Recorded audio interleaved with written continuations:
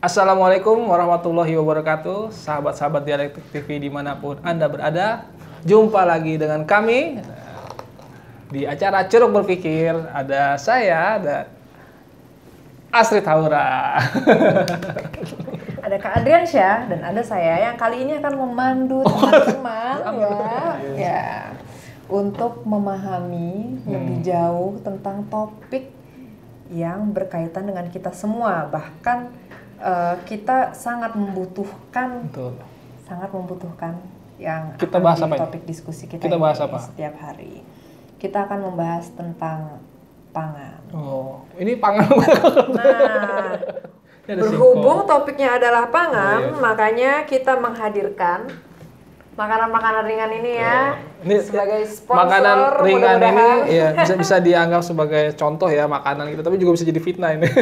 Berarti kita sponsornya banyak banget. Oh iya, mudah-mudahan bisa masuk sponsornya. Iya. Amin dong. Amin ya rabbal alamin. Amin ya rabbal alamin. Jadi kita mau bahas tentang ketahanan pangan.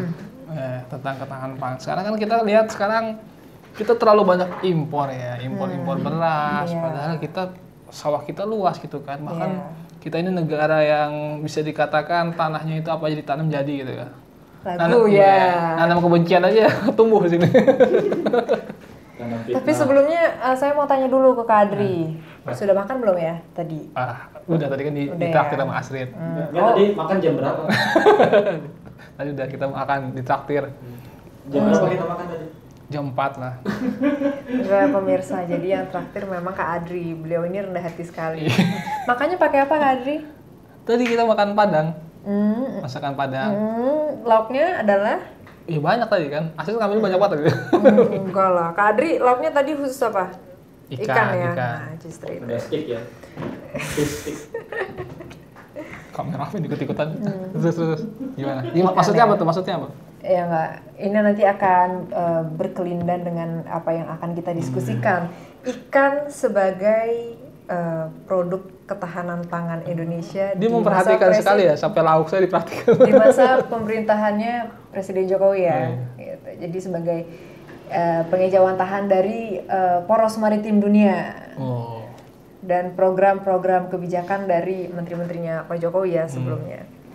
Jadi kalau katanya Bu Susi, kalau tidak makan ikan, saya tenggelamkan. Nah, iya, jadi Bu Susi. Tapi Bu Susi dia reshuffle. Gak jadi menteri lagi. Tapi luar biasa loh. Iya, luar biasa Kak Adri ini memang orangnya patuh banget ya. Yang dibilang sama Bu Susi itu dilaksanakan semua ya. Karena ikan itu proteinnya tinggi. Betul. Dibanding betul susu sekali. masih tinggian ikan. Oh iya, nah ini ada yang unik juga nih kalau kita ngomongin susu Kak Adri. Jadi ini susu apa nih? Kan ada yang susu apa namanya? Kental manis itu kan susu cuma banyak gulanya. evaporasi. Oh bukan. Jadi memang kita ngomongin susu sapi dulu nih, teman-teman dialektik. Saya ikutan apa kalau itu? Aku mau tanya sama Kak Adri, makanan yang di sekitar Kak Adri, makanan Nusantara lah ya, yang menurut Kak Adri ada unsur susunya tuh apa? Apa ya? Ya ini nih, kayak gini nih. Ini makanan Nusantara nih. Oh, makanan Nusantara. Makanan yang ya semacam makanan-makanan Keju tradisional. Ya? Keju ya? Apa? Makanya itu aku lagi berusaha berpikir ada nggak tuh makanan Nusantara yang memang basisnya tuh dari susu, ada nggak? Nggak ada kayaknya. Nggak ada ya. Kita nggak ngomongin susu kental manis ya, tapi kalau susu biasa nggak ada ya. Ada. Apa tuh? Tahu susu juga ada. Tahu susu emang pakai susu itu ya? Ya susu kan? Iya, itu makanan sekarang itu. Iya, makanan zaman sekarang. Cuma kalau dari makanan Nusantara secara keseluruhan memang nggak ada ya, Kak Adri ya? Ya memang itu sebetulnya dari sejarahnya Indonesia ini kan banyak dipengaruhi oleh makanan-makanan Cina, teman-teman. Makanan-makanan India juga, Kak Adri. Jadi susu itu dianggap makanan India ya? Makanan India. Nanti mungkin kita bisa tanya nih lebih lanjut ke Kak Adri sebagai keturunan Minang ya, yang katanya sih keluarganya mirip-mirip India semua ya. Jadi keluarga saya tuh kalau ada pohon dia joget ya. Dia nyanyi-nyanyi. Iya. Terus. Jadi pengaruh Cina ke Nusantara ketika itu memang memprevent atau mencegah orang-orang untuk makan produk-produk dairy, khususnya susu sapi. Karena menurut kepercayaan orang Cina saat itu, susu yang berasal dari hewan sama halnya seperti darah, adalah sesuatu yang menjijikan. Seperti itu. Ya mungkin kalau secara filosofis, menurut Kak Adri nih gimana? Apa tuh? Ya kalau dari saya Itu sendiri Cina ya. zaman dulu apa zaman sekarang? Zaman dulu. Zaman dulu. Kalau dari saya sendiri nih Kak Adri, susu disamakan dengan darah. Itu menurut orang Cina menjijikan. Nah, tapi kalau menurut saya sendiri, memang kalau kita sambungkan juga dengan sains, ya sampai sekarang pun makhluk hidup yang mengonsumsi susu bukan dari spesiesnya itu hanya manusia gitu. Sapi mengonsumsi susu sapi, kambing mengonsumsi susu kambing gitu. Manusia yang memang ASI awalnya. Tapi kan ketika kemudian besar, hanya manusia sendiri satu-satunya spesies Homo sapiens yang merebut ibaratnya gitu ya. Susu merebut jatah jatah dari anak sapi. Iya, anak sapi seperti itu. Jadi memang mungkin kalau dari kacamata vegan atau ya vegan lah ya, vegetarian itu masih mengonsumsi susu. Itu adalah sesuatu yang bisa jadi menjijikan gitu untuk vegan gitu. Cuma dikaitkan dengan kondisi fisik manusia sendiri yang memang sebetulnya secara etika juga merebut itu dari anak sapi, dan secara fisik juga katanya sih nggak cocok manusia dengan susu sapi gitu. Jadi menjijikannya dalam hal itu kalau menurut saya, Kak Adri. Terus si Inara itu sering minum susu sapi. Jadi kalau buat pemirsa, teman-teman dialektik yang belum tahu, Inara itu adalah keponakannya Kak Adri. Hai Inara. Gak penting banget ya. Umurnya berapa Kak Adri? 3 tahun. 3 tahun, baik. Iya, dia susu, susu gitu. Suka begitu. Iya, jadi sebetulnya susu itu sempat masuk 4 sehat 5 sempurna juga Kak Adri. Iya, benar. 4 sehat 5 sempurna apa aja tuh? Tahu nggak Kak Adri? Ya, karbohidrat, Iya. nasi, protein, itu kan, sayur-sayuran, betul. dan ada susu. Betul. Susu yang kelimanya kan. Iya, wih luar biasa ya. Berarti TK-nya SD, jadi SD. Oh SD, SD-nya pasti ranking 1. Bilang Adriansa SR. Umur berapa itu ya sekolah rakyat ya? Ya, pokoknya dulu saya ikut cerdas cermat ikut, tapi nggak ranking saya. Oke, siap. Tapi kalau ngomong-ngomong TKDO waktu itu. ngomong-ngomong ya, tapi kalau Kak Adri sekolah rakyat pun dari tahun 60-an. Terus itu zaman dulu Tan Malaka tuh ya. Sepertinya dari tahun 50-an atau 60-an gitu ya. Memang wacana 4 sehat 5 sempurna itu sudah diinisiasikan dan dipopulerkan oleh seorang tokoh negara yang namanya Sudarmo. Seperti itu. Itu emang saya dulu SD waktu 4 sehat 5 sempurna tuh itu sama jam Orde Baru ya. Iya. Itu wajib minum susu di sekolah. Oh gitu. Jadi susu Milo itu disuruh minum semua, Tapi diwajibkan. by the way Milo tuh bukan susu loh Kak Adri. Bukan ya? Jadi kalau kita lihat Waduh, saya dulu suruh makan minum itu lagi. masih lebih dairy, masih lebih mengandung kandungan susu itu susu nasional daripada Milo. Milo itu Denkau ya, oke lah ya, walaupun secara kandungan Denkau itu lebih banyak ke kandungan-kandungan lain selain susunya gitu. Susu skim bubuk kan namanya Denkau itu. Tapi kalau kental manis itu bukan susu ya Kak Adri ya? Oh, bukan ya? Iya, jadi lebih banyak gulanya. Banyak gulanya. Tapi kalau ada mau jadi sponsor nggak apa-apa. Iya, jadi 4 sehat 5 sempurna itu adalah sebuah kebijakan Kak Adri yang dikeluarkan oleh tokoh negara saat itu ya, antara tahun 50-an atau 60-an ya. Namanya Sudarmo. Jadi secara Sudarmo itu siapa? Sudarmo itu adalah orang yang berkecimpung di Dewan Lembaga Pangan ya. Sepertinya namanya itu ya. Nanti bisa dicek lagi sama teman-teman. Jadi di tahun 50-an saat masa pemerintahan Presiden Soekarno, ketika itu memang ini kita bicara backgroundnya dulu ya. Memang Indonesia setelah merdeka mengalami ya semacam krisis pangan, apalagi saat itu keadaannya setelah Perang Dunia seperti itu kan. Perang Dunia Pertama saja sudah menyebabkan krisis pangan di Nusantara ini Kak Adri. Tahun 1950-an ya? Iya, jadi Oh iya benar. Itu katanya ibu saya dulu cuma makan nasi sama garam. Oh iya benar. Mungkin teman-teman dari dialektik sekalian bisa tanya ke orang tuanya ya. Iya. Dulu yang lahir tahun 45 itu pernah nggak makan nasi sama garam saking krisisnya itu. Iya. Pangan. Iya, tapi rasanya enak juga ya Kak Adri ya. Iya, saya juga pernah sih di kosan dulu. Lumayan lah ya untuk anak kosan atau yang belum dapat kiriman dari orang tuanya, merantau gitu ya. Ya jadi ketika Nggak, sebenarnya pelit aja, lauknya diumpetin. Bercanda. Kalau sekarang makannya ikan. Sekarang ikan. Jadi setelah Perang Dunia Pertama itu Kak Adri, pangan utamanya orang Indonesia karbohidratnya itu apa? Coba teman-teman dialektik sekalian pasti Zaman sama apa? sama Kak Adri. Perang. Kalau karbohidrat kita yang paling utama apa Nasi. tuh? Nasi kan? Nasi. Nasi. Memang Kak Adri.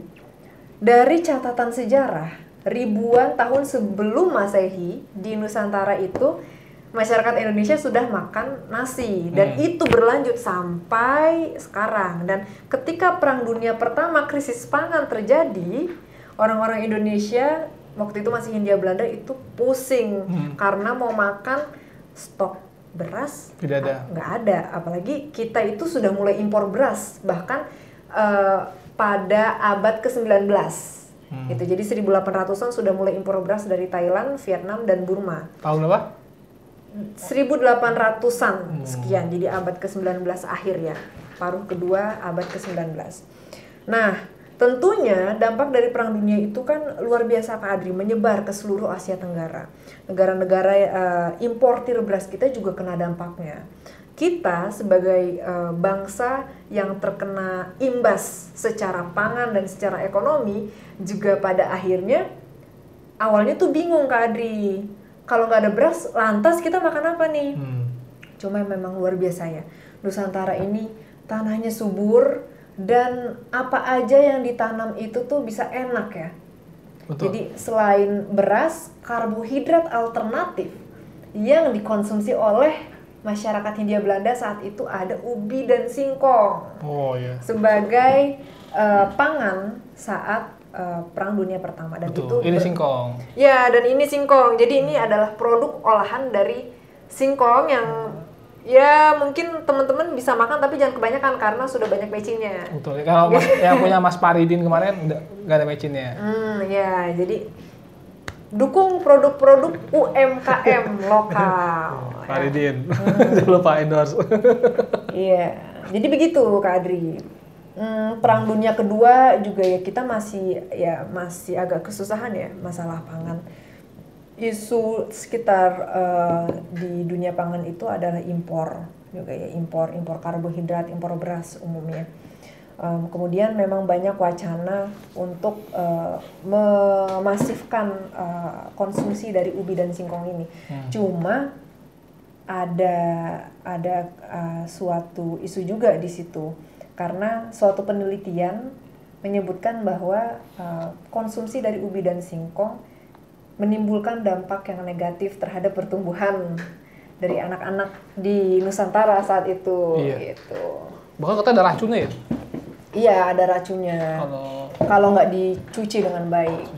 Jadi kan kalau wong Jowo tuh kan bisa diolah ya singkong, ubi itu jadi semacam cenil, gaplek seperti itu kan. Kalau tidak dicuci dengan baik bisa jadi racun gitu kan. Nah, tapi ya memang sebagai negara yang baru merdeka, kita saat itu harus mengerti juga bahwa para founding fathers kita dan founding mothers kita ini ada suatu identitas gitu ya. Saya baru kenal dong founding mother. Secara pangan, ada seorang perempuan yang namanya Hailan Syamsu. Memang beliau ini adalah seorang wanita yang berkecimpung di dunia kuliner di Nusantara. Dia orang mana? Orang Minang ya. Bisa dicek lagi, tapi setahu saya beliau orang Minang. Dan seorang poliglot, jadi bisa banyak bahasa, jaringannya luas. Dan beliau ini yang memang menginisiasikan istilahnya itu masakan nasional, pangan nasional lah. Dan itu beras. Ya, yang disebut pangan nasional oleh beliau adalah beras. Di balik dari krisis-krisis yang tengah mendera negara saat itu gitu. Cuma memang kita sebagai bangsa yang sudah ribuan tahun lamanya makan beras tidak bisa dipisahkan dari konsumsi tersebut. Jadi ya saat itu jadi terpaksa harus ada lembaga-lembaga yang dibentuk untuk mengurus tentang pangan di Indonesia seperti itu. Dan Soedarmo, ya kita balik lagi ke Adri, sebagai salah satu tokoh dari Dewan Pangan tadi ya, menginisiasikan yang namanya 4 Sehat 5 Sempurna gitu. Jadi merujuk kepada istilah tadi makanan Nusantara ya, makanan nasional, beras sebagai pangan nasional. Beras itu dimasukkan sebagai karbohidrat gitu, karbohidrat dalam 4 Sehat 5 Sempurna itu. Ya, ada protein juga, ada vitaminnya, ada sayurannya, ada susu juga saat itu. Ya, secara fisik memang 4 Sehat 5 Sempurna ini ditujukan agar konsumsi masyarakat itu seimbang dari karbohidrat, protein, dan lainnya. Secara ekonomi, memang secara timeline juga, negara-negara di seluruh dunia sedang kesusahan akibat perang. Jadi harga pangan melonjak tinggi, termasuk harga beras. Kalau kita impor saat itu, harganya sedang tinggi-tingginya, Kak Adri. Sementara memang kita lagi emerging, lagi berusaha untuk bangkit pertanian Indonesia. Dan harga beras lokal itu lagi murah-murahnya saat itu. Jadi secara politis dan secara ekonomi, kebijakan 4 Sehat 5 Sempurna itu juga untuk mendukung perekonomian di Indonesia saat itu, perekonomian lokal, pangan lokal, seperti itu, Kak Adri. Nah, ya, jadi terus alternatifnya gimana sekarang nih? Alternatifnya, nah justru gini, tapi kan kemudian karena permintaan beras yang banyak, semakin meningkat, sementara lahan di Indonesia ini sedikit, terbatas gitu kan. Memang pada suatu titik saat itu harga beras di Indonesia sempat murah dan kalau kita impor itu mahal. Tapi kan kemudian setelah kemerdekaan pertumbuhan penduduk itu kan semakin meningkat gitu kan di Indonesia. Lantas yang harus kita lakukan saat itu, yang harus dilakukan oleh founding fathers dan founding mothers adalah penyesuaian. Presiden kita yang pertama, Bung Karno ya, Kak Adri, saat itu menggagas suatu ide yang brilian sekali. Setelah kebijakan 4 Sehat 5 Sempurna, beliau itu menerbitkan ya, menjadi komandan dari penerbitan buku resep masak pertama di Indonesia, namanya Mustika Rasa. Oh iya, sebenarnya tuh majalah zaman dulu ya. Betul, jadi itu memang buku yang tebal sekali, buku resep nasional dari pemerintah juga resmi ya. Dan isinya itu adalah resep-resep makanan Nusantara. Jadi ada makanan main course ya, istilahnya gitu, makanan utamanya, ada kudapan, ada juga minuman-minuman. Dan yang uniknya, Kak Adri, kalau kita lihat dari segi politisnya, Mustika Rasa itu dibuat supaya orang-orang yang ngebaca Mustika Rasa ini mempraktikkan resep tersebut gitu. Dan resep tersebut itu diverse, ada diversifikasi pangan di situ. Ada makanan yang terbuat dari beras, ada yang terbuat dari singkong, ada yang terbuat dari jagung gitu. Jadi sebagai makanan utama, kudapan dan minuman itu ada semua unsur-unsur tersebut gitu. Jadi kan kita nggak mungkin makan makanan yang sama setiap harinya kan, Kak Adri. Pasti beda-beda resep tiap hari. Dan resep-resep yang ada di Mustika Rasa itu berbeda-beda karbohidrat yang dipakai. Itu adalah cara halus Bung Karno untuk membuat orang-orang Indonesia makan karbohidrat selain nasi. Karena ya yang tadi Kak Adri angkat juga isunya, beras semakin dibutuhkan sama rakyat, tapi kan kita nggak bisa memenuhi itu dengan stok lokal aja, kita harus impor. Jadi supaya imbang dan untuk meminimalisasi lonjakan impor, makanya itulah yang dibuat sama Bung Karno gitu. Stimulus supaya masyarakat Indonesia saat itu makan karbohidrat seperti singkong, jagung, tales, ya ketela dan lain-lain. Mungkin Kak Adri juga sebagai orang Minang bisa diceritain nih makanan Minang yang terbuat dari karbohidrat lain selain beras. Ada apa aja tuh Kak Adri? Dari singkong atau dari sagu gitu, dari ketela gitu. Kayaknya nggak ada. Orang Padang tuh makanya semua serba nasi ya. Serba nasi. ketan gitu. Namanya lamang tapai. Oh iya, lamang tapai. Itu kembali lagi beras-beras lagi. Nah, tapi balik lagi nih, kalau kita ngomongin lamang tapai, sebenarnya di Serat Centini itu sempat disebut, tapi dibilangnya lemeng. Nggak tahu pronunciation-nya gimana ya, penyebutannya gimana, tapi kalau di bahasa Indonesia kan itu lemeng. Jadi memang sudah sejak dulu, bahkan di tanah Jawa sekalipun, dan di tanah Sumatera ternyata ya ada juga itu telah membuktikan bahwa memang leluhur kita tuh connected ya, terkoneksi satu sama lain gitu. Lamang tapai itu adalah makanan paling mistis. Makanan paling mistis. Jadi dia itu harus ketika membuatnya itu harus mandi dulu. Oke. Yes. Tapi sebentar Kak Adri, kita harus jelasin dulu Serat Centini itu apa sih Kak Adri? Nggak tahu sih. Siapa tahu ada teman-teman dialektik yang Serat Centini apa itu gitu. Ya, dia sudah belajar lah tentang sastra-sastra yang ada di tanah Jawa. Jadi ini. sastra di tanah Jawa ya, Ya, Adri. seperti itu. Itu diterbitkannya sekitar abad ke-18 dan merupakan proyek dari Pakubuwono yang kelima ya. Pakubuwono yang kelima dibantu oleh 3 asistennya, dan itu menceritakan salah satunya tentang makanan-makanan di Nusantara. Isinya ya seperti yang kita ceritakan tadi, ada narasi tentang lemeng. Nah, lemeng ini ternyata ada juga di daerahnya Kak Adri, Lamang Tapai ya Kak Ada Adri dong, ya. di Senen juga ada.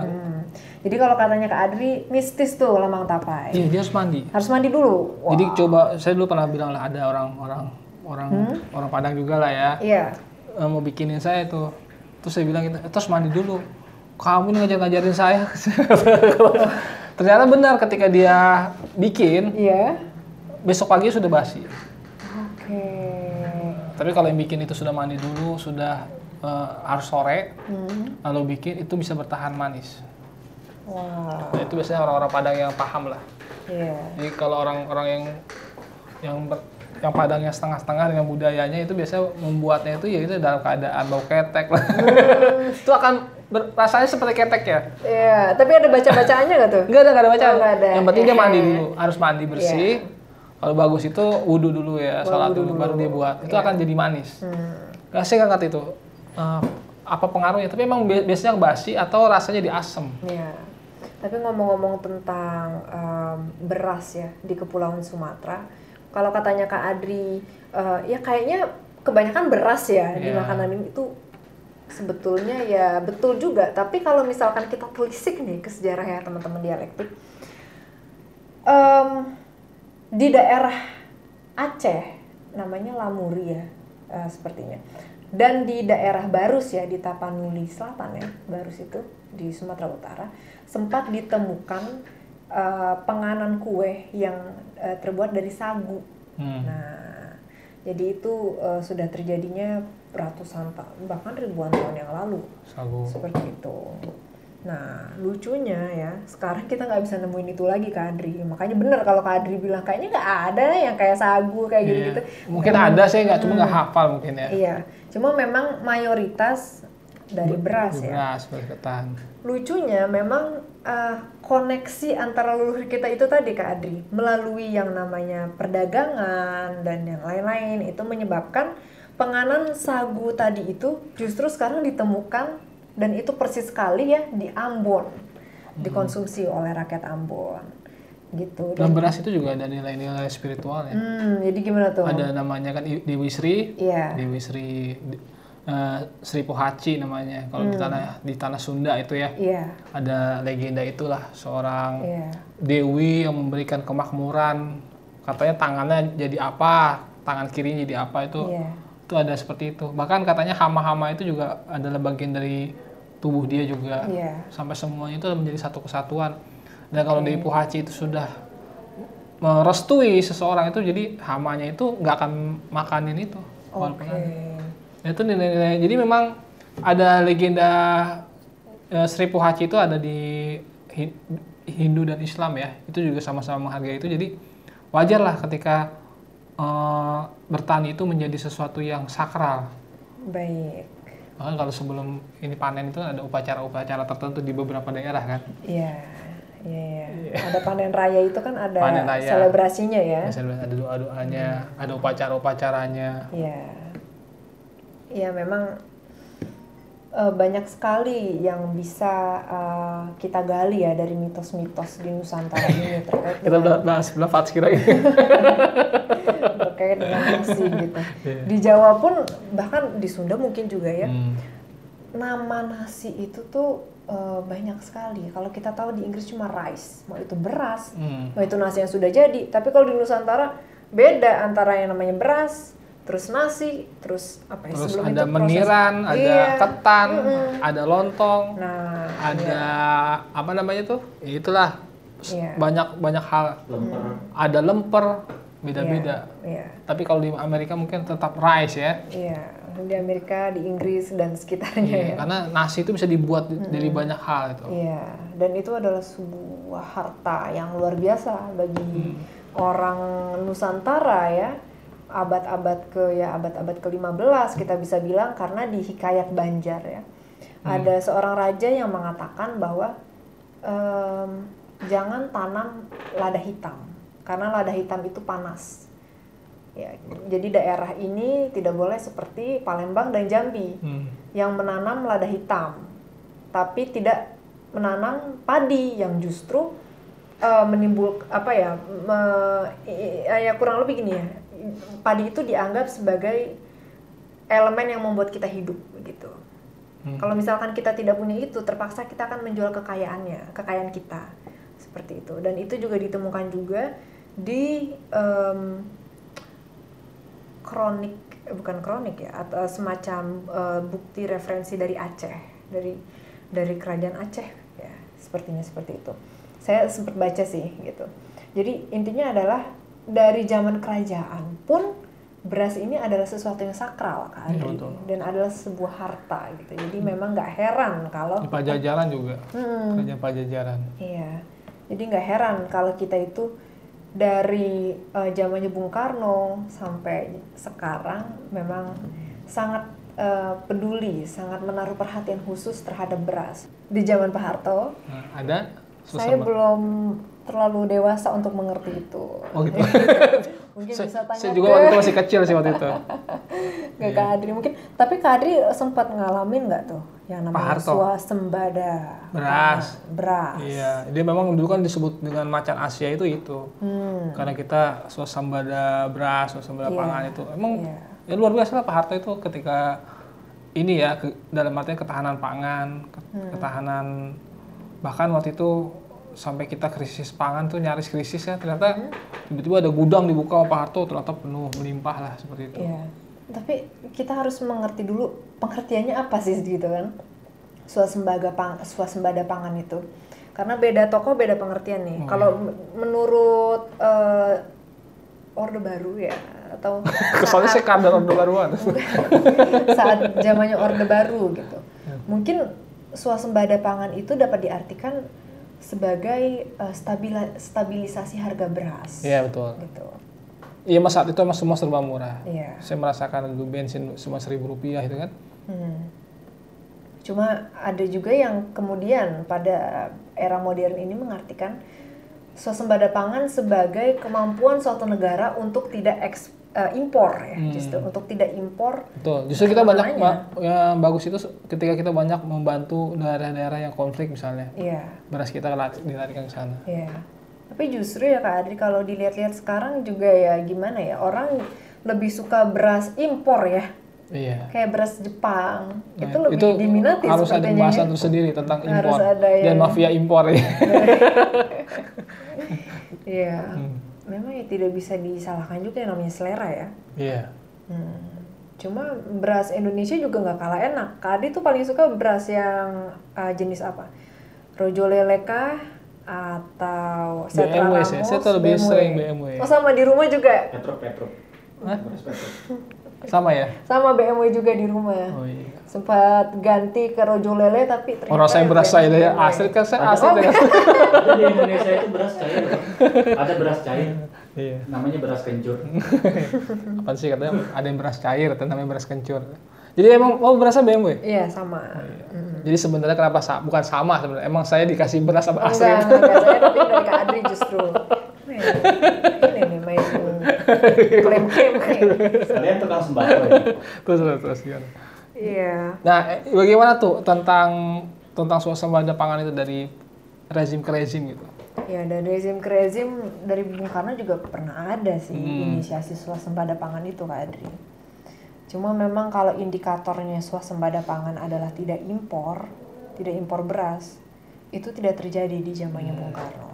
Di zamannya Pak Harto pernah terjadi dan harga beras juga stabil, tapi waktunya singkat sekali ya, di tahun 80-an. Kemudian kita beralih ke Presiden Habibie, Gus Dur, Megawati, Susilo Bambang Yudhoyono, itu kita impor berasnya luar biasa, berton-ton tadi, beratus-ratus ton. Nah di zamannya Presiden Jokowi ini ya sekitar tahun 2017 ya itu mungkin bisa dicek juga teman-teman, tapi sepengetahuan saya di internet itu tidak ada impor beras, cuma ya sekali lagi bisa dicek, saya mungkin bisa salah ya. Seperti Jokowi. Ya di zaman Jokowi ini. Kalau kita ngomongin tentang swasembada beras ya, gitu. Dan di zaman Jokowi ini juga ada suatu corak yang berbeda dalam bidang pangan, Kak Adri. Kalau kita perhatikan, Presiden Jokowi ini sangat menguatkan peranan dari Kementerian Kelautan dan Perikanan. Dan ada tagline dari Bu Susi sendiri, kalau tidak makan ikan, saya tenggelamkan. Dan itu menunjukkan bahwa isu pangan, khususnya boga bahari ya. Boga bahari itu adalah bahasa Indonesia dari seafood ya. Boga bahari itu sangat ditekankan ya dalam kebijakan Indonesia domestiknya. Seperti itu. Dan kebijakan luar negeri Indonesia juga saat itu jelas posisinya bahwa ikan-ikan yang ada di perairan Indonesia itu ya adalah sumber daya alam yang harus dinikmati oleh masyarakat lokal seperti itu. Dan dengan kebijakan yang dibuat Bu Susi ini ya ada peningkatan tuh konsumsi ikan nasional kita. Betul. Ya, jangan sampai ikan kita diambil asing kan, makanya tenggelamkan. Iya betul. Dan secara biologis memang banyak vitamin yang didapat dari ikan, omega 3 gitu kan. Proteinnya juga luar biasa, ikan-ikan laut. Lucunya gini Kak Adri, kita itu suka sekali makan ikan-ikan yang impor ya. Oh iya. Nah, Hal itu nggak impor, ikan kita kesasar ke sana. betul, ikan kita kesasar. Karena gini itu dialektik, ikan itu kan nggak punya nasionalitas kan, nggak punya keluarga negaraan, jadi kita nggak bisa klaim gitu. Nggak ada polisinya juga. Gitu. Iya, nggak masa ada dikasih polisinya KTP kan nggak mungkin juga. Sama kayak saya ingat kata dosen saya Pak Ahmad Al Fajri, ya kalau Pak Fajri ngeliat, Pak Fajri pernah ngomong gini. Yang namanya sampah plastik kalau beredar di laut itu artinya itu bukan sampah Indonesia, Astrid, katanya gitu. Jadi itu sampah siapa Pak, saya tanya. Ya nggak ada nationality-nya gitu, itu sampah bersama, jadi memang itu tanggung jawab bersama. Sama seperti pangan Kak Adri ya, pangan ikan, pangan laut ya, hewan-hewan yang kita sering makan mungkin seperti ikan, cumi gitu kan, atau udang gitu, bukan udang tambak ya, udang laut ada nggak sih? Ada lah ya, iya. Itu adalah tanggung jawab kita bersama gitu untuk menjaganya, Cumi-cumi supaya ya ketahanan pangan kita itu bisa terjamin teman-teman gitu. Jadi ketahanan pangan ini kan sebetulnya bukan hanya tentang beras, tapi juga tentang protein kita yang tercukupi, terus vitamin kita yang juga mumpuni juga ya, mineral kita juga baik seperti itu. Karena secara definisi ketahanan pangan ini kan adalah sebuah narasi di mana semua masyarakat di dalam negara Indonesia ini berhak untuk menikmati yang namanya pangan secara kuantitas dan kualitas. Jadi melimpah yang pertama pangan itu, kalau kita katakan negara kita itu pangannya tahan atau ketahanan pangannya baik, berarti secara kuantitas itu melimpah stoknya. Terus secara kualitas gizinya baik dan dan lain-lain gitu, kualitasnya oke lah, intinya seperti itu. Jadi kalau kita sambungkan ke kebijakan nasional Indonesia, kebijakan domestiknya juga ya, sangat menarik sekali untuk membahas tentang langkah Presiden Jokowi saat itu untuk kembali memunculkan KKP sebagai kementerian yang luar biasa progresif. ketika zamannya Bu Susi ya gitu. Jadi fungsinya bukan hanya untuk ekspor impor tentang ikan aja ya, perikanan dan lain-lain, tapi juga membahas lobster. tentang itu di luar pembahasan kita ya. Wow, beda ya. Iya. Jadi KKP ketika zamannya Bu Susi itu juga membahas tentang pangan, ikan juga sebagai boga bahari yang harus dinikmati Kak Adri oleh orang-orang Indonesia ini. Kalau di Sumatera Barat sendiri itu kan banyak pantai ya. Banyak sekali. Jadi tentunya boga bahari atau seafood itu banyak menjadi Danau menu Singkarak restoran ya. Danau Singkarak luas. Tapi Danau Singkarak itu buatan atau? Hah? Buatan atau? Ada danaunya. Apa namanya? Alami atau buatan? Alami dong. Alami ya. Luar biasa. Itu bergoyang itu kalau kita nggak benar lewat situ. Mistis. Oh iya, ngomong-ngomong juga Kak Adri. Jadi sebetulnya ikan itu sudah dimakan oleh masyarakat Nusantara sejak lama. Dan itu adalah salah satu jenis makanan kuno yang bertahan hingga sekarang. Dari zaman purba kan ya? Zaman purba. Betul. Selain nasi. Jadi nasi dan ikan itu adalah makanan kuno yang bertahan hingga sekarang. Betul. Saya ini pernah nginep di Pulau Seribu. Iya. Ini benar-benar di pulaunya ya, bukan yang tempat yang ada rame-rame penginapannya, tidak. Ini benar-benar saya cuma ada menara miring, kalau tahu Pulau Kelar itu. Iya. 1 hari 1 malam. Iya. Dari siang sampai besok siang lagi. Iya. Dan itu benar luar biasa. Jadi lempar pancingan itu langsung dapat cumi-cumi, Itu sangat luar biasa. Lalu kita ngangkat batu, set, kerang itu udah tempel. Nggak pakai pelet kan? Enggak dong. Walaupun ngerti tapi enggak gitu. Jadi biasanya kan ada batu-batu reruntuhan itu ada benteng Portugis ya. Yeah. Itu ada batu-batu karang tuh kalau kita angkat itu langsung ada yang namanya kerang-kerang itu. Yeah. Yang kalau kita ke darat tuh harus beli dulu kan. Nah, ini kita nggak bisa mencabut-cabutin aja gitu. Jadi sebenarnya kekayaan alam kita sangat luar biasa. Betul. Cuman kita lebih fokus ke serba darat. Makanya Gus Dur itu kan akhirnya membuat Kementerian Perikanan itu kan. Balik lagi ya, kita ngomongin KKP itu ternyata yang membuat adalah Abdurrahman Wahid. Kiai Haji Abdurrahman Wahid bilang katanya ikan-ikan kita ini mati itu bukan karena dipancing, tapi karena usianya sudah tua. Iya. Itu sebagai suatu kritikan bahwa kita ini semuanya orientasinya serba darat, padahal kita adalah bangsa bahari. Inilah yang dulu pernah dikritik oleh yang namanya Mahbub Junaidi kepada Bung Karno. Kita ini bangsa besar. Kita ini dibohongi selama ini. Kita fokus pada pertanian. Kita fokus pada kita bilang negara agraris selama bertahun-tahun oleh kolonial kan. Iya. Padahal kalau kita lihat sejarah Nusantara, kita ini bangsa maritim. Iya. Bahkan kalau kita mau bangga adalah kapal Majapahit itu kan sangat besar itu. Iya. Artinya kita adalah bangsa yang mengarungi lautan. Iya. Makanya nenek moyangku seorang pelaut ya. Bukan petani. Bukan petani. Iya. Walaupun ada juga nenek moyang kira yang PNS juga ada lah. Mungkin untuk adik-adik yang 50 tahun lagi nonton video ini ya, dan namanya itu seorang PNS valid. Tapi ngomong-ngomong Kak Adri tentang Portugis ya, Portugis, Spanyol itu kan bisa disebut bangsa Iberia kan. Nah, sebelum Belanda masuk itu bangsa Iberia yang masuk kan.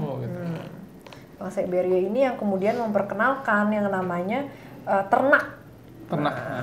Mungkin ini dugaan saya aja.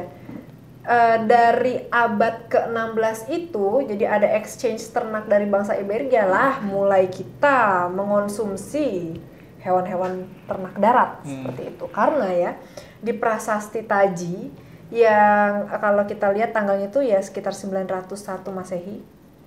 Tahun sakanya berapa ya? Karena ya, itu kan sebetulnya prasasti Jawa ya, ditemukan di dekat Ponorogo, kampung saya. Ya, dekat enggak sih Pacitan. Orang kampung nggak Sert ya? Iya dong. Kalau saya orang komplek. Iya. Jadi saat itu makanan orang Jawa ya adalah ya selain nasi katanya itu ikan. Ikannya tuh dijelaskan Kak Adri ya. Ikan bawal, ikan kedawas ya kalau nggak salah tulisannya itu, tapi setelah saya googling itu ikan bawal, ikan gurame itu juga udah lama ya ternyata, terus ayam, terus makanan lain juga ya ada ya selain itu, tapi uniknya nggak pernah ada sapi disebut-sebut, jadi sapi kerbau juga kayaknya disebut juga ada, sapi itu belum ada sebelum dibawa oleh bangsa Iberia. Gitu. Dan konsumsi masyarakat Indonesia itu tidak mengenal yang namanya sapi saat itu. Mungkin karena Hindu kali. Mungkin karena itu dan karena adanya penjajah-penjajah saat itu yang justru makanan-makanan Eropa kental dengan bukan unggas. Unggas itu kan ayam ya. Enggak, makanan kolonial itu lebih kental dengan sapi. Olahan daging sapi, steak seperti itu kan. Makanya budidaya sapi itu tuh luar biasa Kak Adri ketika itu. Dan memang impor juga bibitnya dari India. Dari India. Seperti itu. Kalau kerbau? Kerbau itu sepengetahuan saya memang sudah ada di Nusantara Kak Adri sejak dulu.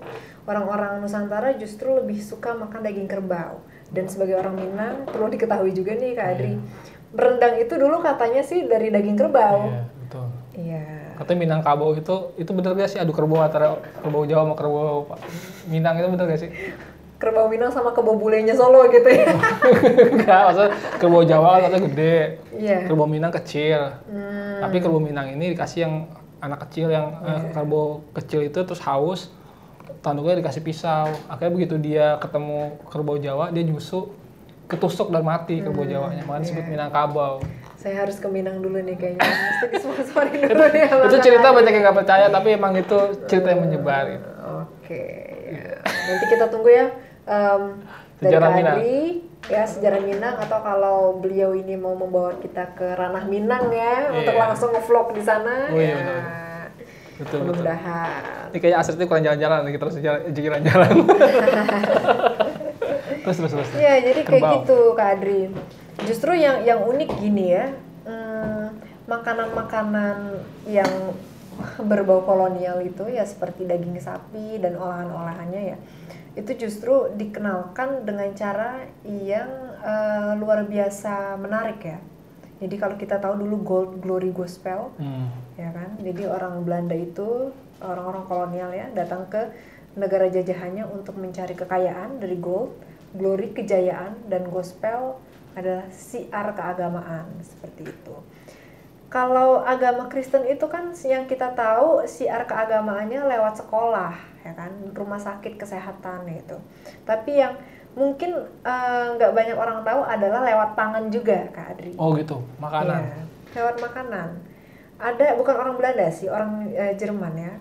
Dia itu sempat tinggal di Hindia Belanda saat itu, dan memang tujuannya adalah untuk menyebarkan agama Kristen ya. Jadi suaminya itu sering mengajar anak-anak, terus istrinya buat makanan, makanan orang Jerman lah. Yang, sapi. Ya mungkin salah satunya ada yang berunsur sapi seperti itu. Nah itu yang membuat kemudian adanya amalgamasi dengan orang-orang lokal seperti. Amalgamasi itu apa Kak Adri? Nggak tahu saya. Apa itu? Amalgamasi itu seperti percampuran gitu ya, percampuran budaya ya. Ya. Akulturasi maksudnya. Bedanya gimana tuh orang sosiologi nih? Nggak tahu saya. Ya intinya adalah suatu transfer budaya, transfer makanan seperti itu. Dan itu juga yang membuat suatu shift atau pergeseran persepsi dari orang-orang Nusantara saat dulu ketika memandang penjajah itu ternyata baik ya memberikan kita makanan ya seperti itu, karena semua orang bule saat itu disebut ya company seperti itu ya, nggak peduli dia dari Belanda atau Jerman.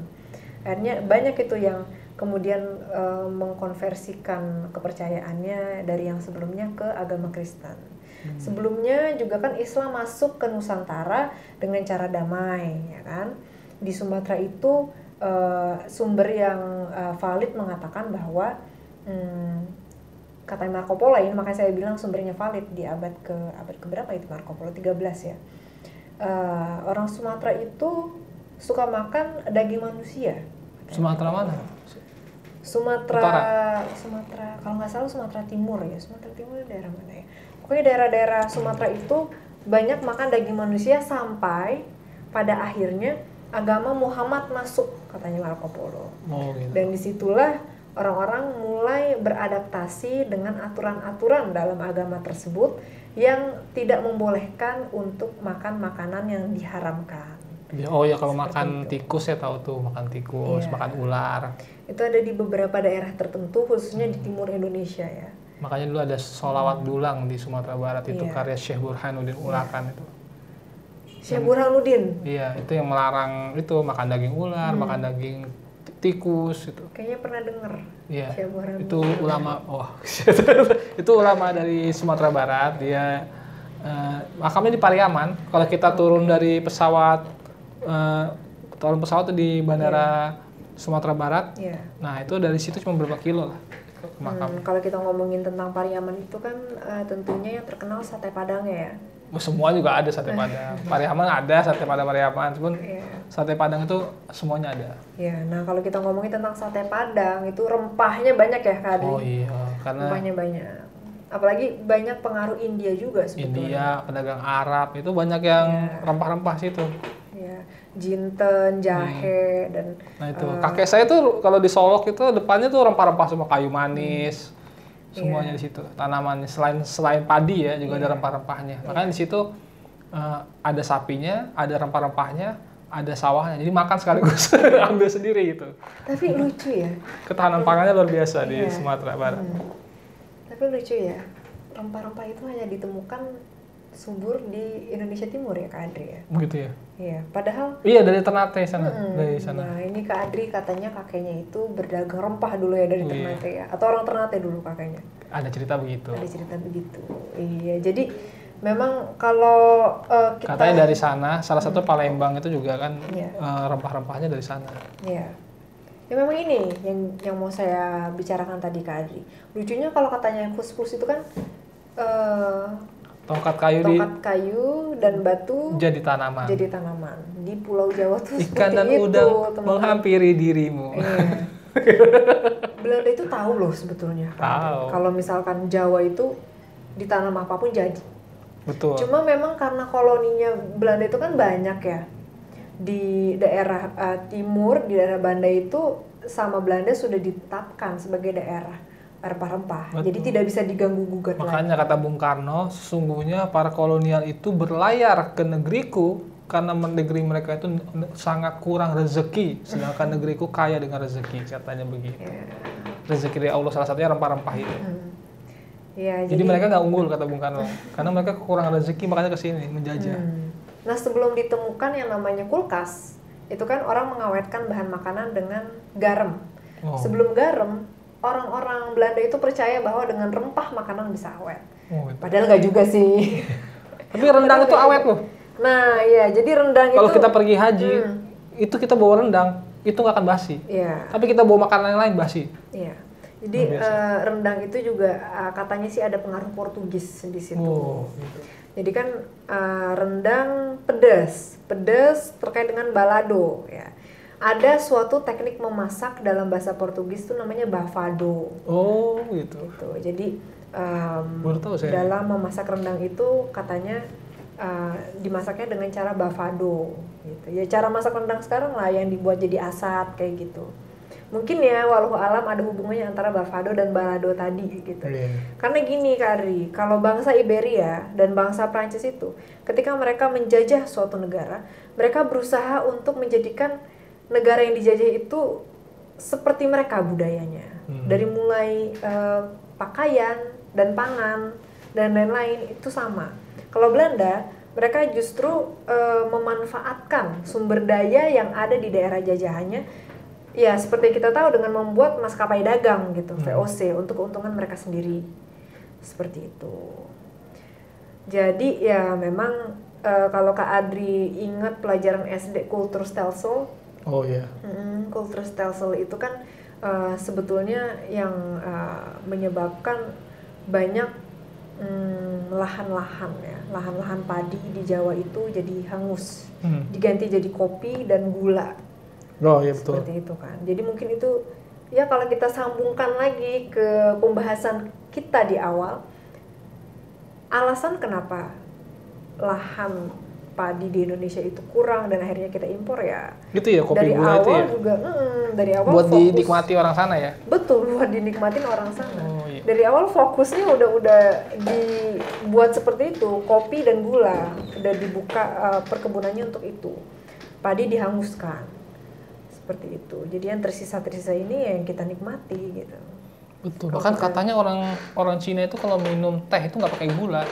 Iya. Aneh makanya. Nah, orang Cina yang ada di sini itu minum teh pakai gula.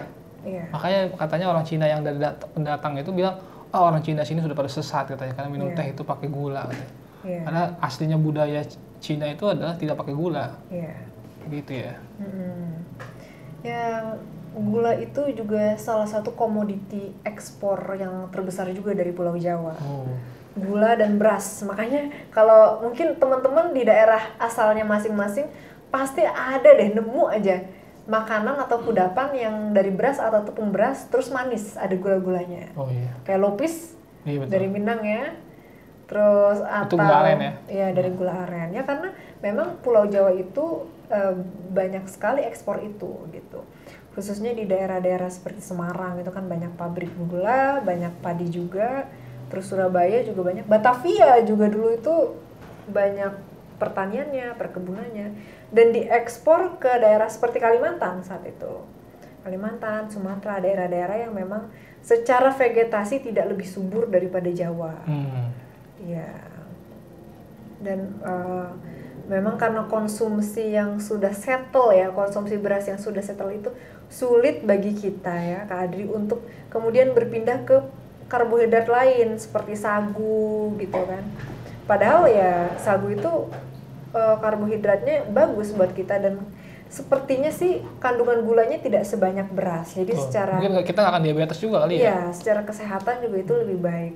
Ini memang kebijakan-kebijakan yang dikeluarkan oleh Bung Karno saat itu ya, dengan cara-cara beliau dari pendekatan soft ya, melalui pembuatan buku resep mustika rasa gitu kan.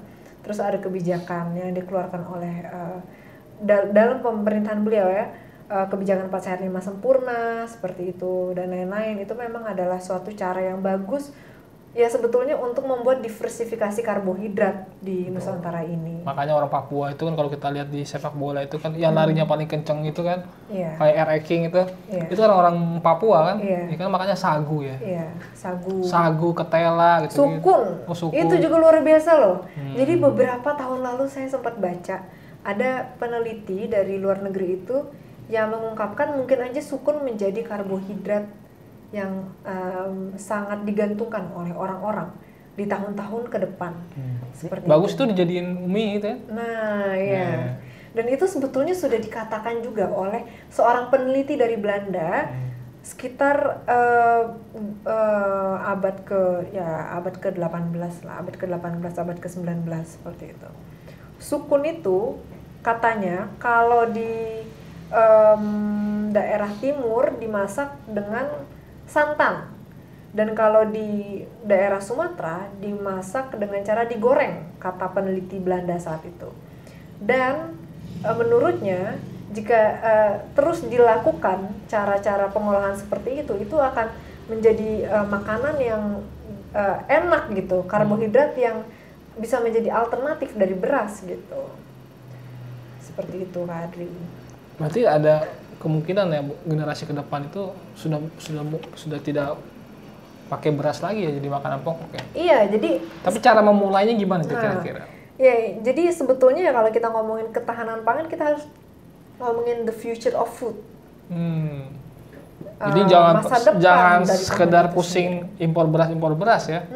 Karena impor beras itu kan juga sebagai alternatif ketika misalnya terjadi cuaca yang ekstrim ya, kayak kemarin kita ke Cilacap itu kan panen sawahnya tenggelam gitu. Cuaca yang hujan terus-menerus begitu. Akhirnya gagal panen seperti itu. Ya kalau kita ngomongin intensifikasi dan diversifikasi itu ya bukan bidang kita ya, tapi secara awam kalau kita ngomongin intensifikasi padi ya, pertanian beras, saya agak skeptis sih Kak Adri dengan banyaknya GMO ya kan, genetically modified O-nya itu apa ya? Ya pokoknya itu bahan-bahan kimia lah, bahan-bahan kimia, pestisida kimia yang kemudian memengaruhi kualitas dari beras itu sendiri. Ya justru ya kita jadinya bukannya sehat, malah jadinya perlahan-lahan sakit gitu kan. Dengan semakin banyak konsumsi beras yang secara alamiah mengandung banyak glukosa, dan apalagi kalau kena GMO itu kandungan kimianya kan luar biasa gitu, jadi membunuh pelan-pelan. Jadi mungkin bisa pikirkan ulang lagi buat teman-teman untuk beralih ke mungkin ya kalau di kota itu bisa Ubi ya? coba Ubi-ubian ya. Iya, ubi jalar ya. Iya. Iya. Dan juga makan nasi itu jadi ngantuk. Betul. Saya selalu ngantuk kalau makan nasi. Ya, jadi kalau kita lihat beberapa seorang pejabat yang pernah live YouTube terus kan, Iya. nggak usah sebut lah nanti kan banyak musuhnya.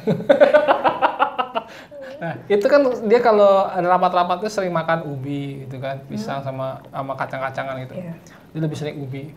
Iya. Ketika dan beras merah. Dan ternyata itu kalau ditanya kenapa tidak makan nasi kayak biasa, katanya itu menghindari ngantuk saat bekerja, lemas. Bener, karena saya tipe orang yang seperti itu, jadi saya bisa approve itu valid. Jadi kalau kita harus makan ubi-ubian, kalau mau beras ya beras merah katanya. Betul, Seperti itu. betul. Atau beras coklat, beras hitam itu Iya.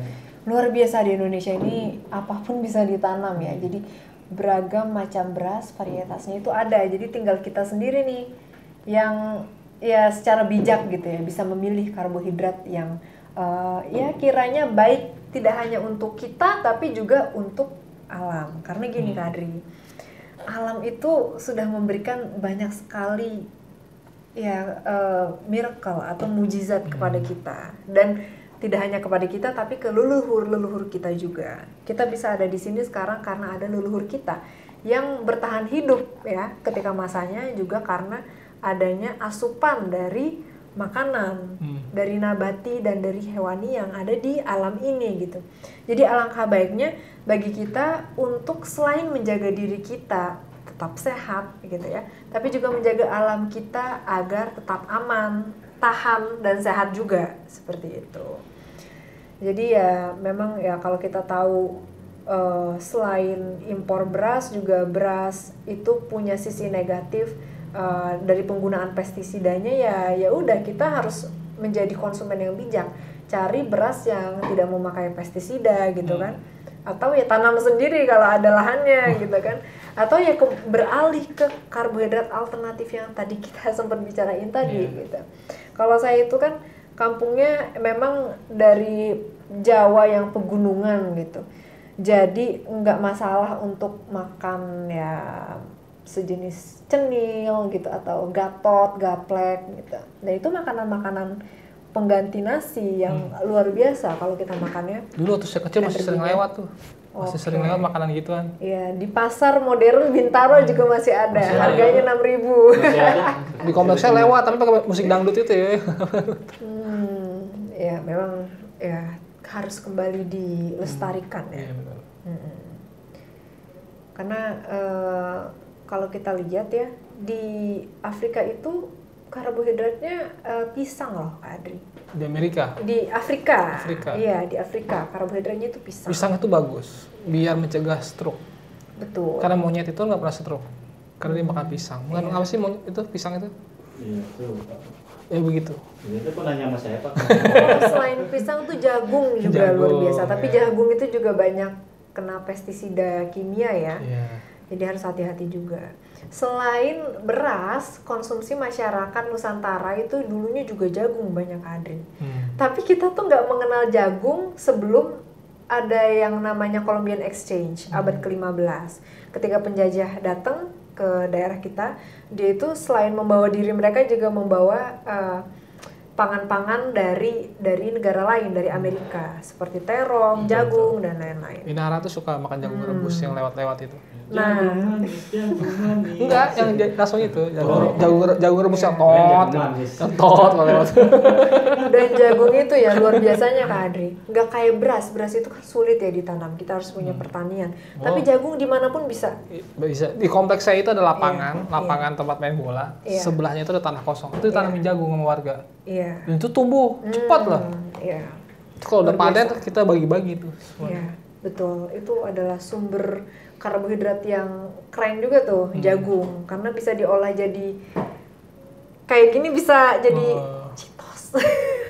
Cheetos. Sebut aja Cheetos. Cheetos. lah. Terus nasi jagung. Nah, berlupa. Jadi waktu ke kampung saya di Pacitan itu ya ada di rumah saudara, jadi lagi proses bikin nasi jagung seperti itu.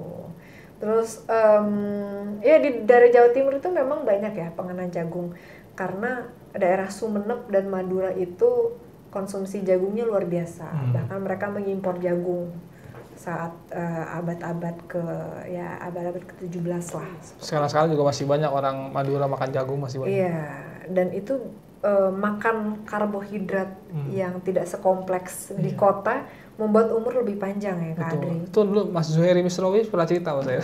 Makan jagung terus waktu di kampung. Kenal nggak? Nggak kenal ya? Temannya Rika. terus.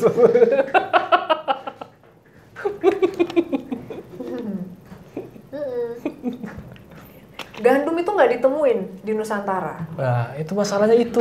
Gandum itu, iya, Nggak ditemuin di Nusantara, tapi ditemuin di studio dialektik. betul. Nah, sari gandum dari Roma. Jadi kita lebih banyak impor gandum ya sebenarnya. Iya. Selain impor beras. Iya. Betul nggak?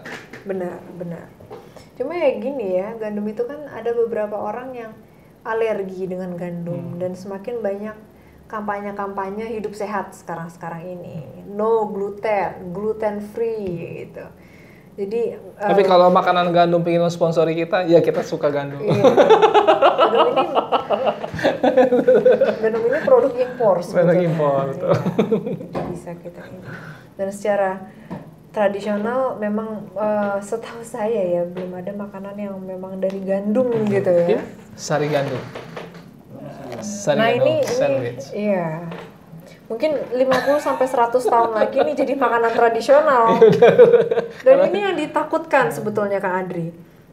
Dengan semakin maraknya yang namanya boba gitu kan dan makanan-makanan kekinian lain gitu. Bisa jadi itu makan tradisional ya. Nah, 50 sampai 100 tahun lagi nggak ada mungkin ya anak-anak atau orang-orang yang udah sepuh saat itu ya yang mengenal lagi makanan-makanan tradisional kita. Dan itu adalah suatu misi yang harus kita pertahankan dan harus kita retain gitu, jangan sampai hilang. Betul. Ponakan saya tuh lebih suka roti daripada nasi. Kalau dimakanin nasi dia berontak. Susah lah gitu, marah-marah aja. Tapi kalau roti dia langsung mau. Roti gitu, sari roti gitu. Langsung mau. Ya, itu adalah salah satu misi kita dalam menjaga ketahanan pangan juga kan. Tapi sebenarnya makan gandum itu cocok lah sama iklim kita. Kayaknya kalau makan roti itu gak kenyang gitu. Nah justru jadi lemas gitu. Justru itu kan banyak orang yang alergi kan ya sama yang namanya gandum seperti itu. Jadi dipertanyakan lagi cocok nggak sih sebetulnya? Itu gitu. boleh itu makan roti sedikit tuh udah kenyang. Tapi kok di sini nggak kenyang ya? Nah ada nggak orang yang alergi beras? Nggak ada kayaknya. Kayaknya nggak ada ya. Tapi gandum itu ada aja sih orang yang alergi gandum gitu ya. Tapi ada juga yang apa? Dia tuh dari kecil nggak pernah makan beras. Nggak pernah makan nasi gitu. Lontong juga enggak. Ini kayak teman saya nih, namanya Vicky. Jadi Vicky ini teman saya perempuan ya. Vicky sama Angel Erga. Makanya saya tekankan tadi perempuan. Vicky ini dari kecil nggak pernah dikasih makan nasi sama orang tuanya. Orang tuanya asli orang Jawa dua-duanya. Tinggalnya di Bali sampai dia itu SMP. Nah pas SD, Vicky ini kemudian sama bapaknya dikasih makan nasi gitu. Cara bapaknya ngasih makan nasi awalnya ya dibuat butter rice gitu. Jadi ada rasanya nasinya. Anaknya suka ya lama-lama akhirnya suka makan nasi gitu. Ya ada loh orang Indonesia seperti itu yang tinggalnya di Indonesia dan nggak suka makan nasi seperti itu. Sekarang Vicky sudah suka makan nasi? Sudah suka makan nasi, suka sekali. Luar biasa Vicky. Iya, jadi banyak yang seperti itu. Kalau kita lihat ini kan produk gandum semua kan. Betul. Gandum, ini ada singkong. Ada singkong. Ini apa ini dari apa? Beras ya? Ya, ini beras. Ini juga dari gandum ya? Bukan. Ini kita sebenarnya pembahasan kita bertolak belakang lah. Kita bicara ketahanan pangan tapi kita gandum semua. Gandum semua ya, tapi nggak apa-apa. Nggak apa-apa. Karena gini Kak Adri, makanan itu kan datang dengan pergi. Betul. Ada yang punah dan ada yang baru. Makanan itu datang dan pergi ya? Iya. Kayak itu aja. Jadi gini, di sumber Sunda ya? Sunda. Sekitar abad ke-14 ya, sekitar abad ke-14 itu tuh ada yang mengatakan bahwa makanan yang dipersembahkan ke dewa itu tidak boleh dituliskan dalam sumber gitu. Jadi kita nggak tahu gitu ada makanan apa dulunya gitu kan, yang pernah dibuat orang gitu kan, mungkin untuk dewanya. Tapi kalau makanan-makanan yang untuk orang tua, untuk guru, itu ya silakan dituliskan aja dan boleh direplikasi lagi gitu. Jadi mungkin ada makanan yang sebetulnya dulu tuh pernah ada gitu, tapi kemudian hilang karena nggak ada sumber tertulisnya Kak Adri tentang makanan tersebut tuh apa gitu. Biasanya itu makanan-makanan yang dipersembahkan untuk dewanya masing-masing seperti itu. Tapi ya ada yang unik, makanan yang sampai sekarang masih ada, menu yang masih ada sampai sekarang dari dulu itu pecel. Oh, iya. Dari dulu itu ada sumber yang menuliskan pecel, rawon, nah itu masih ada. Jadi ya bisa kita dari situ aja ya, kita bisa memahami bahwa ada bahan-bahan yang dari dulu sampai sekarang itu masih eksis, masih ada. Rawon itu kan dibuat pakai kluwek sebagai penguat rasa. Apa itu keluwak? Kluwek itu ya semacam bumbu lah ya, bumbu untuk membuat rawon jadi hitam warnanya. Oh iya. Jadi sebetulnya Indonesia ini tuh tanpa yang namanya impor, kalau misalkan kita niat ya memang mau tanam apapun gitu, bisa Kak Adri kita mandiri ya, swasembada tuh bisa. Cuma kita karakter masyarakatnya jadi harus disesuaikan bahwa kita kebiasaan-kebiasaannya harus lebih disosialisasikan lagi. Ini kayak tadi ya kita ngomongin karbohidrat, banyak pilihannya. Dari mulai beras ya, terus jagung ada di sini, singkong, sukun ya, ubi-ubian, kacang-kacangan. Itu udah. Maksudnya kalau dulu waktu zaman SD, zaman Orde Baru tadi itu. Iya. Itu kan kita disuruh minum susu ya, diwajibkan minum susu. Jadi kata guru-guru 4 sehat 5 sempurna. Betul. Terus bahkan ada satu perusahaan susu itu yang tadi saya sebut namanya Milo itu suruh minum di situ. Ayo minum. Ada yang ada yang nggak suka. Kalau saya kan anak komplek jadi udah biasa lah minum gituan di rumah kan. Nah itu kenapa tidak dilakukan juga sekarang gitu? Misalnya ikan itu. Nah dulu pernah di salah satu event band indie ya di Taman Parkir Senayan, itu Parkir Timur Senayan, itu Kementerian Perikanan. Nah itu setiap band yang akan tampil harus teriak, jangan lupa Indonesia makan ikan gitu. Itu ya Indonesia makan ikan itu. Nah itu kan hal-hal seperti itu sebenarnya bisa kita sosialisasikan dari masyarakat kita yang masih anak-anak SD, TK itu. Setuju banget. Untuk di sekolah itu wajib makan ikan misalnya. Oleh semuanya harus ke sekolah bawa bekal salah satunya ikan. Nah, di situ kan sebenarnya bisa disosialisasikan bahwa protein itu bukan hanya susu yang tadi. Benar. Karena susu itu tadi kan ngambil jatahnya anak sapi gitu kan, atau impor juga mungkin sapinya kan, sapi impor. Jadi mungkin ini bisa juga ya, setelah saya pikir-pikir Kak Adri ini bagus sekali dalam mengedukasi ya. Karena gini, kalau kita lihat di daerah saya juga ya, kampung saya juga di Palembang.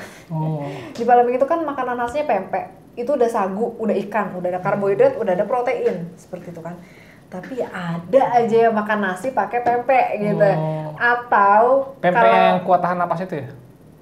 Yang pempek yang kuat tahan napas. Apa tuh? Kapal selam. Ya. Ketawa, yang bisa perang itu ya? Bisa perang gitu ya? Iya, atau gini juga Kak Adri. Om saya sendiri ya, suka banget makan nasi pakai Indomie gitu. Itu kan karbohidrat dan karbohidrat gitu. Oh iya, itu jadi, karbohidratnya 2 kali ya. Itu ada Ciputat tuh ya. Ada kosan gitu. Iya. Sebagai kritik juga nih ya, ada juga makanan yang ya saya lihat tuh makanan instan yang sudah ada mie instannya dan ada nasi instan ini baru keluar. Tapi kalau nasi lauknya Indomie banyak. Nah ini masalah ini nasi lauknya nasi goreng. Nasi goreng itu teman kita itu. Lagi kondangan ya, prasmanan nasi goreng, nasi biasa dicampur seperti itu. Jadi kan gini juga, petani kita ini kan anak-anak muda sekarang nggak mau bertani loh di kampung-kampung itu ya. Jadi lahan-lahan itu juga jarang dikelola oleh anak-anak muda. Terus anak-anak muda itu lebih senang ya ke urban itu, urbanisasi, ke perkotaan. Jadi pekerja kasar di Jakarta dibanding bertani gitu. Justru ini menarik ya Kak Adri ya, karena kalau di kota anak-anak mudanya tuh lagi belajar banget hidroponik semenjak corona ini. Padahal di lahan di desa sana dijual-jualin ya buat properti ya. Iya, jadi mungkin kalau ada acara tukar nasib gitu, orang-orang Jakarta yang lagi getol-getolnya hidroponik kayaknya mau tuh tukeran nasib sama orang kampung yang kemudian mau urbanisasi ke Jakarta. Jadi saya jadi ingat nih Kak Adri, 2 tahun lalu saya sempat datang ke penganugerahan petani muda Indonesia gitulah intinya. Dan mereka tuh sampai saking merasa bahwa petani merupakan profesi yang sudah mulai ditinggalkan. Jadi ada muncul jargon petani muda itu seksi gitu. Ya. Kurang bergengsi barang disebut jadi petani itu. Iya, kurang bergengsi katanya gitu. Padahal kalau nggak ada pertanian, kita nggak bisa hidup gitu kan Kak Adri. Apalagi Indonesia itu ya kita bilang tadi kaya dari karbohidrat, pilihannya sudah banyak sekali. Protein mau dari darat atau laut, tinggal pilih gitu. Penyedap rasa, ya penyedap itu kita bisa budidaya sendiri dari mulai kluwek gitu, jamur-jamuran ya banyak tersedia di sini semua. Asalkan kita konsisten. Kopi, gitu, kopi juga banyak ya. Di Indonesia ini perkebunannya dari mulai di Gayo, terus di Jawa itu ada di Jawa Barat gitu kan. Tinggal dikonsistenkan aja dan sudah mulai banyak kedai-kedai kopi kan. Gitu. Jadi dari mulai makanan ya yang padat sampai minuman gitu. Dari yang natural seperti kopi, teh itu kan banyak sekali ya. Kalau teh itu di Jawa Barat banyak. Di dataran-dataran tinggi, bukit tinggi juga ada ya, seperti itu. Dan minuman-minuman yang minuman Nusantara seperti dawet gitu-gitu itu juga banyak juga kan. Cendol itu saya bilang minuman yang jenius karena selain ada liquidnya, tapi juga ada cendol itu kan terbuat dari tepung beras ya, atau tepung terigu. Jadi ada penyatuan makanan dan minuman menurut saya dan itu jadi itu sudah disosialisasikan sama Didi Kempot kan. Betul. Cendol dawet. Tapi itu. Cendol, dawet, makanan-makanan yang kita bisa makan, nasi goreng pakai nasi atau protein lainnya. Nasi goreng pakai nasi. Nah, itu kan nggak mungkin ada kalau misalkan tidak adanya suatu peternakan atau pertanian, peternakan yang mumpuni gitu. Jadi kita memang harus menggenjot SDM kita gitu ya untuk kembali lagi ke sawah, ke kebun gitu, ke peternakan seperti itu. Jadi jangan pada akhirnya kita mengeluh aja, oh harga bahan makanan ini mahal ya gitu ya. Kita usaha apa gitu untuk bisa membuat ya kira-kira bahan pangan itu tuh supply-nya banyak gitu. Jadi jangan menjadi bangsa yang konsumtif aja, tapi harus bisa jadi yang produktif. Betul. Jangan hanya investasi ke properti, tapi coba investasi ke pertanian misalnya. Benar sekali. Karena secara energi juga luar biasa ya. Hasil yang kita makan itu bisa menghidupi hajat orang banyak yang kemudian menjadi energi ya. Bagi mereka untuk bekerja, bersekolah dan lain-lain. Jadi maka nutrisi kita tuh termasuk rendah di Indonesia. Betul. Kalau kita lihat besok nih kan MMA ini mau One Pride ini akan bertarung dengan One Champion dan dikatakan ada TV1 ya. TV1 dengan One Champion itu akan diadu dan katanya banyak yang mengeluh, katanya nutrisi sana lebih bagus sehingga fisik mereka lebih kuat, sedangkan nutrisi atlet di Indonesia ini sangat rendah. Makanya kita banyak naturalisasi. Betul. Ya naturalisasi juga dikritik sama orang, ya kan.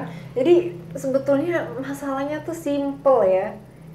Ya bagusin aja pangan kita tuh awalnya. Betul. Intinya seperti itu. SDM ya. SDM-nya, ya. Terus ya selain itu secara kalau kita ngomongin alam tuh jangan dirusak gitu. Betul. Apalagi sekarang jadi sawit kan? Iya. Ya ampun, sawah-sawah sudah jadi pohon sawit ya. Kalau dulu kan mau ceteng itu sempat diprotes ketika memproduksi ini tembaga, baja segala macam itu kan sehingga orang tidak bertani lagi kan. Akhirnya musim terjadi krisis pangan di sana itu. Nah, itulah terlalu ambisius juga. Terlalu ambisius dalam hal industri ini juga berbahaya untuk pertanian kita. Iya. Ya, kalau kita kaitkan dengan krisis pangan, ketahanan pangan, adanya sawit ini kan kemudian menurunkan atau mendegradasi kualitas dari peternakan atau perkebunan yang ada di sekitarnya seperti itu. Dan kuantitasnya juga jadi berkurang karena pengalihfungsian lahan yang bisa dia lakukan oleh sawit itu kemudian mematikan gitu kan pertanian atau perkebunan yang sebelumnya sudah ada. Sehingga ini mengancam stok dari pangan-pangan yang kemudian berdampak terhadap hajat orang banyak gitu ya. Jadi ya ini adalah masalah yang serius gitu bagi Indonesia untuk kedepannya. Tidak hanya untuk hari ini gitu, tapi untuk anak cucu kita yang ke depan ya Kak Adri. Oh iya. Mantap, kita pembicaranya bener kali ini.